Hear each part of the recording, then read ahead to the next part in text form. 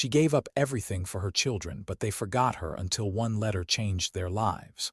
On her 70th birthday, Mary waited beside a small cake, believing at least one child would come. No one did. But when her lawyer called them days later, her children finally learned what their mother had sacrificed in silence. My name is Mary. I am 70 years old now, and for most of my life, I believed a mother's love did not need to be remembered. It only needed to be given.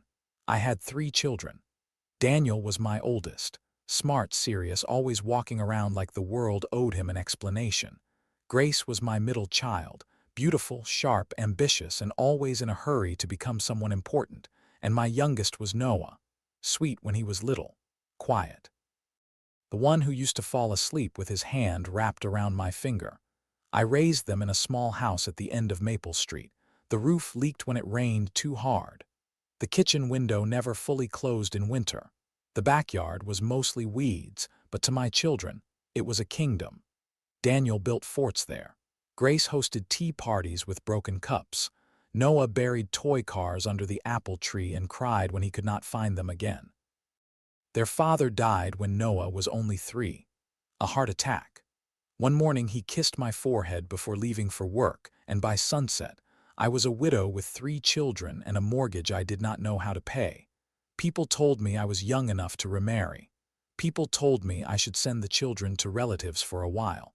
People told me I could not do it alone. I smiled politely at all of them. Then I worked. I cleaned offices at night.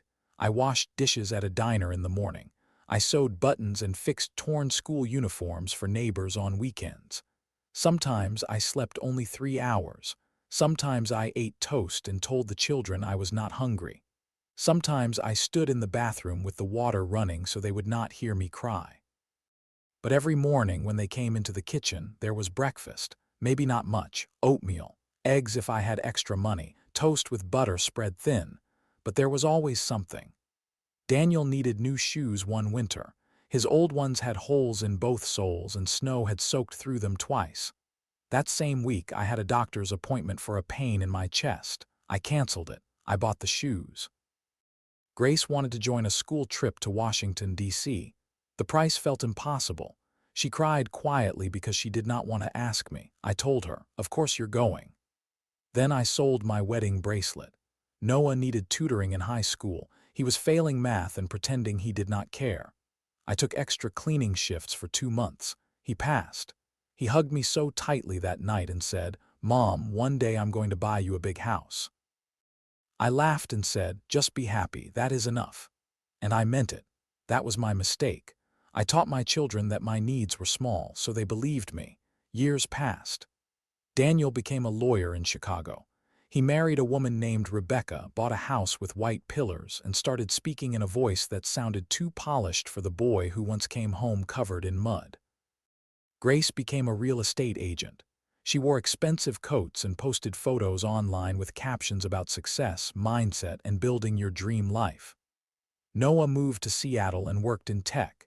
He sent short texts with no punctuation, like every word cost money. They all had lives, busy lives, important lives, and I was proud. Truly I was. At first they called often, then sometimes. Then mostly on holidays, then only when they needed something. Daniel called when he needed old documents for a loan. Grace called when she wanted me to watch her daughter for a weekend. Noah called when he forgot the name of the hospital where he was born because some form required it. I never complained. A mother understands. That is what I told myself. A mother understands. When my knees started hurting, I did not tell them. When I began forgetting small things, I wrote notes and taped them to the fridge. When I fell in the hallway one night and lay there for 20 minutes before I could stand, I told no one. I did not want to bother them. Then my 70th birthday came. I had not planned anything big, just a small chocolate cake from the grocery store. 3 candles, one for each child. I called Daniel 1 week before. He said, "Mom, this month is insane. Court dates, meetings, Rebecca's family dinner. We'll do something soon." I said, "Of course, honey." I called Grace. She said, "Mom, weekends are crazy right now. I have 2 open houses and a client dinner, maybe next week." I said, "That's fine, sweetheart." I texted Noah. He replied 6 hours later. Happy early birthday, Mom. Swamped RN. Love you. Love you. 2 little words. I stared at them like they were flowers. On my birthday, I put on my blue dress, the one with tiny white flowers. I set 4 plates on the table. Then I laughed at myself and put 3 away. I lit the candles at 6. By 7, the wax had melted into the frosting. By 8, the house was quiet enough that I could hear the old clock ticking in the living room. No calls, no video messages, no surprise knock at the door. At 9:15, Grace posted a photo online from a restaurant. She was smiling beside friends. The caption said, "Family is everything." I looked at that sentence for a long time. Then I turned off my phone. I cut 1 slice of cake. It tasted too sweet. The next morning, my neighbor, Mrs. Alvarez, knocked on my door. She was 82, tiny and stronger than most men I had known. She held a small bouquet from her garden. "Happy late birthday," she said. I smiled. "How did you remember?" She looked past me at the untouched cake on the table. Her face changed. "Oh, Mary," she whispered. "That was the first time I almost broke. Almost. But I didn't, because mothers learn to swallow pain before it reaches their mouth." 2 days later, I had another fall. This one was worse. I was carrying laundry when my foot slipped near the stairs. I remember the basket flying. I remember a sharp pain in my hip. I remember calling out for children who were not there. Mrs. Alvarez found me because I had not opened my curtains that morning. At the hospital, the doctor said I had a fracture. Not the worst kind, but bad enough. He asked, "Do you have family nearby?" I said yes. Then I corrected myself. "I have family," I said, "not nearby." The hospital called Daniel first. He answered on the 3rd try. I heard the nurse say, "Your mother has been admitted." There was a pause. Then Daniel said, "Is it serious? I'm in court today." Grace said she could come after her weekend showings. Noah said flights were expensive on short notice. Mrs. Alvarez came instead. She brought socks, my reading glasses, and a thermos of soup. She sat beside my bed and held my hand. "Your children should be here," she said. I looked at the ceiling. "Yes," I whispered. "They should." That night I asked the nurse for paper. My hand shook as I wrote. Not because I was angry, because I was finally tired. "Dear Daniel, Grace, and Noah, I have loved you with my whole life. Not part of it, not the easy pieces, my whole life. I gave you my sleep, my health, my dreams, my youth, and every dollar I could earn. I do not regret loving you, but I regret teaching you that I did not matter. That was my fault. I made myself invisible so you could shine. And now you cannot see me." I folded the letter and placed it inside my purse. The next week, Daniel came for 40 minutes. He wore a suit and checked his phone twice. "Mom, you should have told us things were getting bad," he said. I looked at him. "When would you have listened?" He opened his mouth, closed it. Grace came the next day with flowers from the hospital gift shop. The price tag was still on the plastic. She cried when she saw me, but not quietly, not gently. She cried like my pain was an accusation.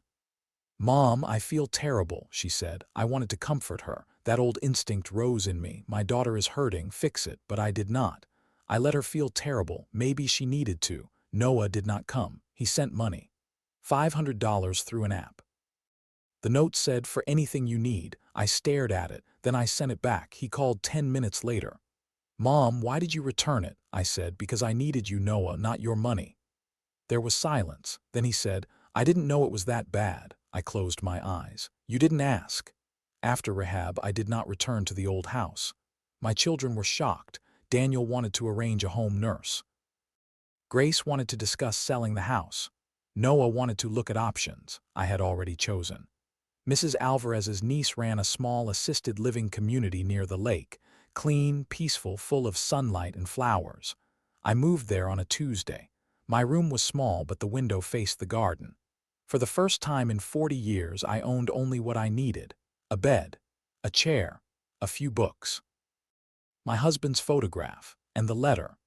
My children started calling more after that. At first, I thought they missed me. Then I realized they were afraid of looking bad, afraid of guilt, afraid someone would ask why their mother's neighbor had cared for her more than they had. Daniel called every Sunday for 3 weeks, then missed one, then 2. Grace visited once with her daughter, Madison.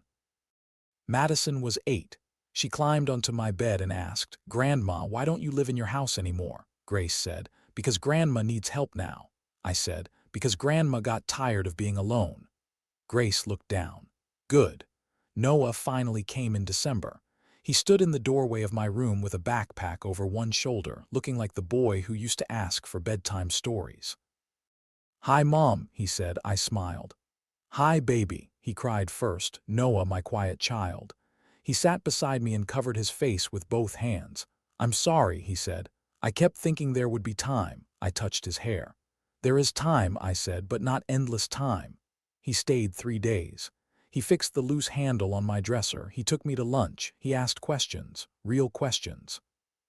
"What was Dad like when we were little? Did you ever want to remarry? Were you lonely?" That last question sat between us like a heavy stone. I answered honestly. "Yes." His eyes filled again. "I didn't know." "No," I said. "You didn't want to know." It hurt him, but truth often hurts before it heals. In January, my health declined. Nothing dramatic, just less energy, more pain, more tired mornings. I called my lawyer, Mr. Bennett. He had handled my house papers years ago, a kind man with silver eyebrows and a slow voice. I gave him the letter. I also gave him instructions, not for revenge, for truth. When the time came, I wanted my children to hear what I had never said loudly enough. I passed away on a rainy Thursday morning. Mrs. Alvarez was with me. She held my hand. My children arrived after. That is how life works sometimes. The people you wait for arrive when waiting is over. The funeral was beautiful. Daniel paid for the flowers. Grace cried in the front row. Noah stood silently near my coffin, holding the old photograph of me and his father. People from the neighborhood came, more than my children expected. Old coworkers, church friends, neighbors. A woman Daniel did not recognize told him, "Your mother paid for my son's school shoes 1 year." A man told Grace, "When my wife had cancer, Mary cooked for us every Friday." A young nurse told Noah, "Your mom used to sit with residents who had no visitors. She said no one should feel forgotten." My children listened. Each story was a mirror, and they did not like what they saw. 3 days later, Mr. Bennett called them to his office. Daniel wore a black suit. Grace wore sunglasses, though they were indoors. Noah came with red eyes and unwashed hair. They expected a will. There was one. The house had been sold before my death. Most of the money went to a fund for single mothers in the neighborhood. A smaller part went to Mrs. Alvarez. To each child, I left one thing. Daniel received his first pair of winter shoes. The ones I had bought after canceling my doctor appointment. I had kept them all these years in a box. Grace received the receipt from the pawn shop where I sold my wedding bracelet so she could go on her school trip. Noah received his old math notebook, the one from the year I worked extra shifts for his tutoring. Then Mr. Bennett read my letter. "Dear Daniel, Grace, and Noah, if you are hearing this, then I am gone. Please do not turn my death into a performance of love. Love is not flowers at a funeral. Love is showing up when someone is still alive to smell them. I know you had busy lives. I know you had work, children, bills, stress, and dreams. I had those too, but I never became too busy to love you. I do not leave these things to make you suffer. I leave them so you remember. A mother is not furniture in the background of your life. A mother is not someone you call only when you need history, help, or comfort. A mother is a person. I was a person. I had pain I did not share. Dreams I buried. Birthdays I spent waiting. And still, I loved you. Please do better with the people who are still here. Do not wait until a chair is empty to realize someone used to sit there." The room was silent when Mr. Bennett finished. Daniel bent forward and covered his mouth. Grace whispered, "I forgot her birthday." Noah said nothing. He just held the notebook against his chest like it was something alive. In the months that followed, my children changed. Not perfectly. People do not become saints because grief visits them, but something opened. Daniel started volunteering at the Legal Aid Center for low-income families. He said it was because Mom would have liked that. Grace stopped posting perfect captions about family and started actually visiting people who needed her. She took Madison to see Mrs. Alvarez every Saturday. Noah moved closer. Not all the way back, but close enough to drive instead of fly. Every year on my birthday, they meet at the garden outside the assisted living home. They bring a chocolate cake, 3 candles, one for each child and 1 bouquet of flowers, not for a grave, for the bench they placed under the old oak tree. The small plaque says, "For Mary, who gave everything and taught us too late that love must be shown while there is still time." I am not there to see it, but I hope they sit quietly sometimes. I hope they remember the kitchen on Maple Street, the oatmeal, the repaired uniforms, the shoes, the school trip, the math notebook. I hope they remember that love is not measured by what you say after someone is gone. It is measured by how gently you hold them while they are still here. So call your mother, visit your father. Check on the person who always says, "I'm fine." Because sometimes "I'm fine" means, I am waiting to see if anyone notices I am not. And if this story touched your heart, tell me in the comments, do children realize their parents' sacrifices too late? Like, share, and subscribe for more emotional stories that remind us what truly matters.